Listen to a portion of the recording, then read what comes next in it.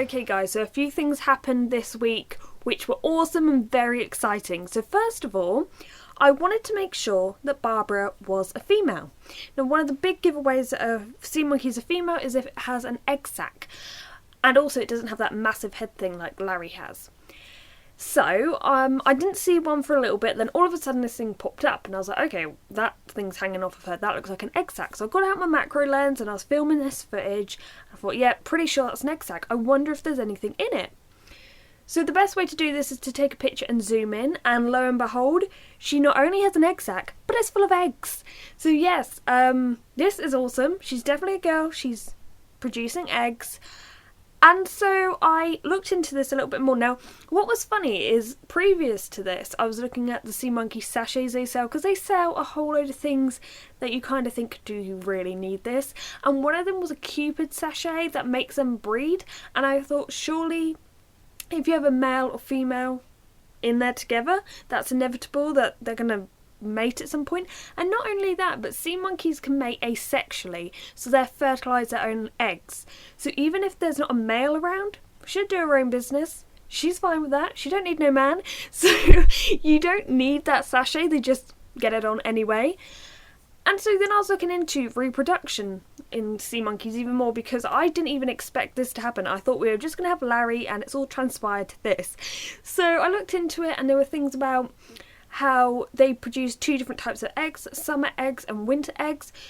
The winter eggs obviously are more robust, and because they have to last through winter where there probably won't be much water. I'm not sure, I don't know, I haven't looked into it too much, just enough.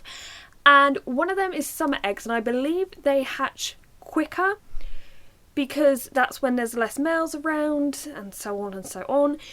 I think we're going to have summer eggs because they don't have a shortage of water and there's only Larry around, so they'll probably want to populate the water a bit more.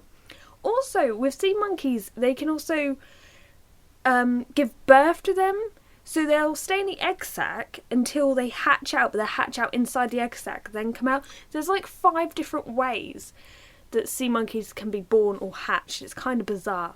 And also, once the eggs have been fertilised, they turn a pale brown colour. So, a few days after noticing this, I noticed that her egg sac looked black, and I was like, oh dear, like, is that a good thing? Is that a bad thing? It looks like something has gone mouldy on her. It looked terrible.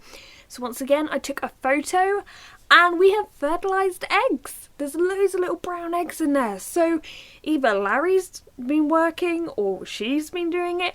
But what's bizarre is they say usually the male will die after breeding, or after the female lays the eggs, she'll die.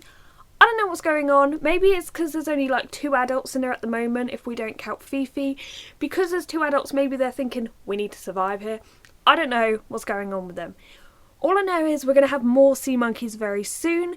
I have read that they normally lay about 20 eggs, but we'll see. Anyway, it's really exciting. I didn't even expect this, so that's cool. So that's the update for this episode. Very exciting news. I hope you've enjoyed it, and thank you for watching.